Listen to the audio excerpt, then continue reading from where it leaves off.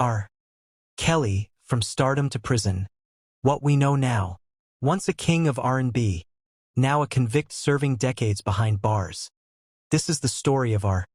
Kelly, where fame ended and justice began. 1. The sentence, what he was sentenced for. In 2021, after a lengthy trial in Brooklyn, R. Kelly was convicted under racketeering and sex trafficking charges.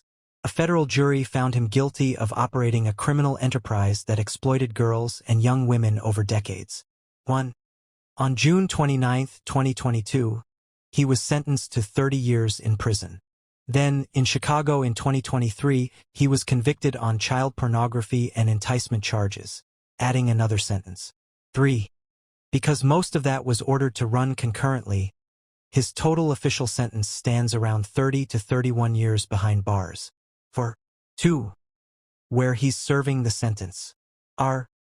Kelly is currently incarcerated at Federal Correctional Institution Butner Medium I in Butner, North Carolina, a federal prison facility. 5. He was transferred there in 2023 after initially being held in a Chicago federal detention center. 3. What we know about his life in prison.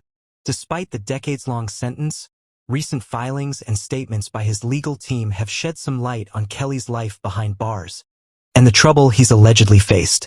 7. In June 2025, his lawyers claimed he suffered an overdose on medications given in prison. He was reportedly rushed to a hospital, then returned to the prison 2 days later. 7. Additionally, Kelly's legal team filed an emergency motion claiming his life was in danger.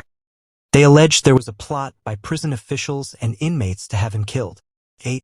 However, a federal judge denied the motion for release to home confinement, ruling that the court lacked jurisdiction over his claims while he serves time out of district.